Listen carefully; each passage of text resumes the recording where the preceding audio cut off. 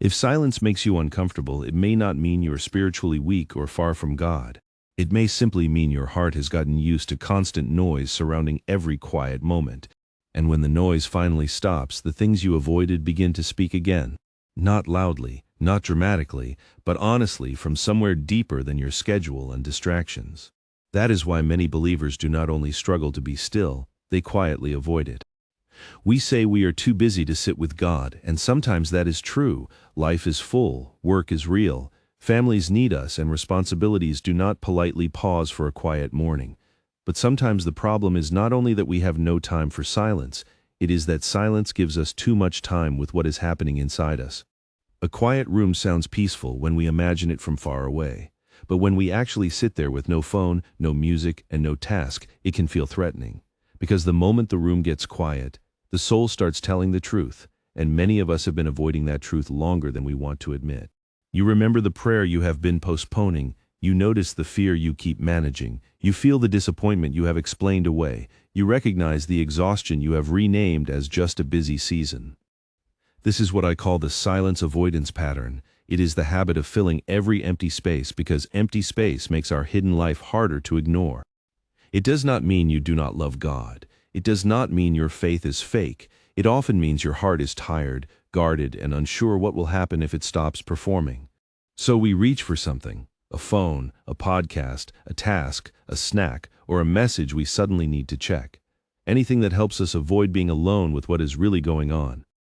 Sometimes we even reach for something that looks spiritual, another sermon clip, another Christian quote, another worship playlist, another plan to finally get our life together. Those things are not bad. Background music can be lovely. A good podcast can be helpful. A full calendar can contain meaningful work.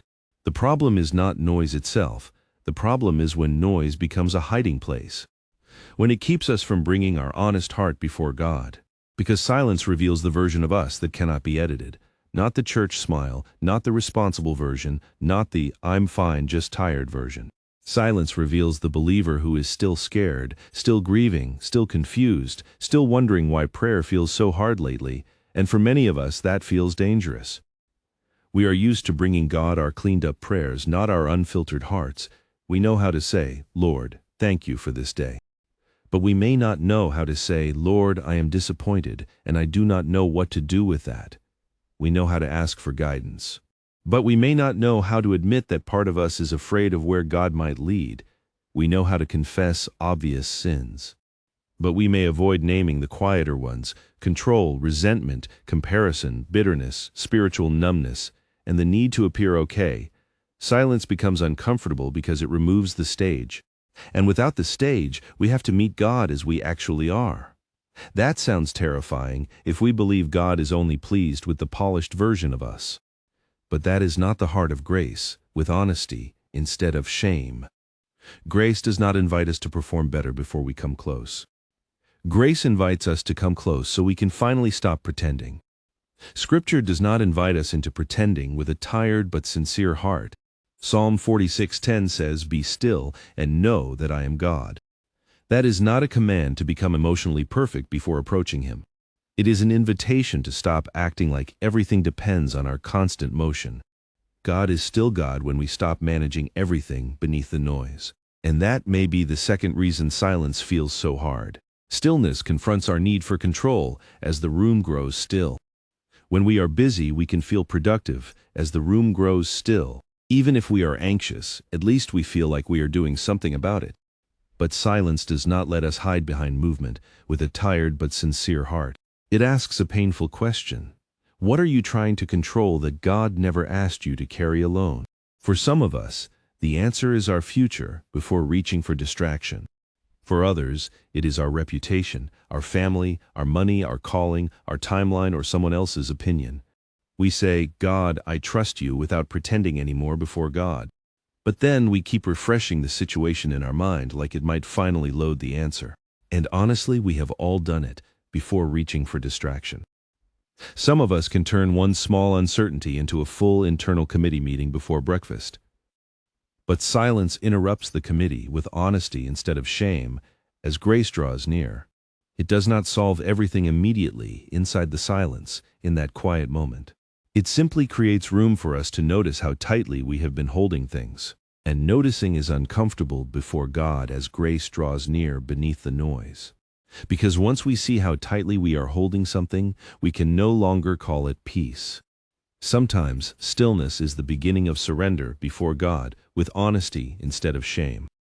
Not dramatic surrender, just the honest kind that whispers, "Lord, I cannot carry this by myself." The third reason silence feels uncomfortable is that we often confuse our usefulness with our worth. If we are helping, producing, serving, responding, fixing, and staying needed, then we feel valuable. But when we are quiet, when nothing is being accomplished, we may feel strangely exposed. This is especially hard for believers who are used to serving. You can be busy doing good things for God while slowly forgetting how to simply be with God. And because the work looks spiritual, it can be hard to notice when your soul is running on fumes. You may still show up, still volunteer, still encourage others, and still say the right words. But inside, you may not be resting in God's love. You may be trying to earn permission to need it. Silence gently challenges that in that quiet moment, without pretending anymore. It reminds you that before you answered a message, solved a problem, or helped anyone today, you were already seen by God. You do not become more loved because your calendar is full. You do not become less loved because you need rest, with a tired but sincere heart. That truth sounds simple until you sit still long enough to receive it. Because receiving love is different from explaining love inside the silence. Many believers can explain grace with beautiful words while still living like grace is for someone more stable. We can talk about God's kindness and still hide from Him when we are ashamed. We can believe forgiveness is real and still act like we need to punish ourselves first. That is another reason silence feels heavy in that quiet moment. It removes our ability to keep performing spiritual confidence as the room grows still. In silence, we may discover that we have been talking about grace more than resting in it. Now, here is where we need to be very honest before reaching for distraction. Silence may not feel peaceful at first. Sometimes the first minute of quiet feels worse, not better. Your thoughts race, your body feels restless, and your hand reaches for your phone before you even decide to reach. That does not mean you failed beneath the noise without pretending anymore. It means your attention has been trained by a noisy world, and now your soul is learning a different rhythm. Real stillness is not the absence of every thought inside the silence. It is the decision to stop running from God with your thoughts.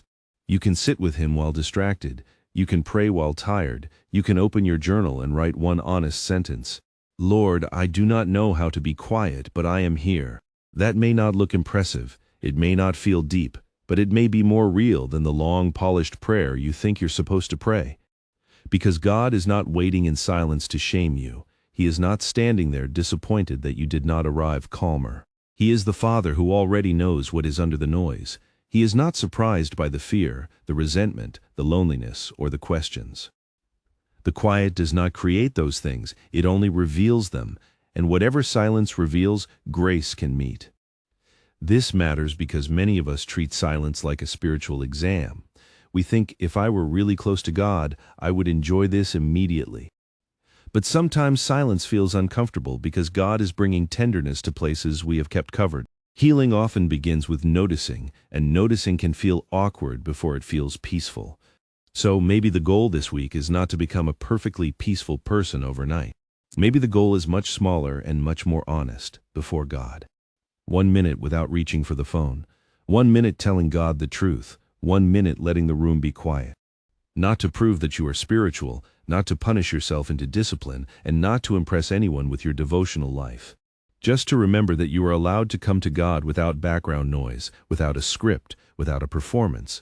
And if that feels uncomfortable, do not panic, as grace draws near. Discomfort is not always a sign that God is absent in that quiet moment. Sometimes discomfort is the feeling of your heart finally slowing down enough to be healed. The world will keep inviting you to stay distracted. Your phone will keep offering another door out of the moment. Your responsibilities will keep making noise. But God's invitation is still gentle. Be still, not because everything is fixed, but because He is still God in the middle of what is unfinished. So today, before you fill the next quiet space, pause, breathe, tell Him what is really there. Not the edited version, not the impressive version. The real one, the tired one, the guarded one, the one he already loves. And maybe, in that small silence, you will discover something gentle. God was not waiting for a better version of you with honesty instead of shame. He was not asking you to become calm enough, strong enough, focused enough, or spiritual enough before coming close. He was simply inviting the real you to stop hiding.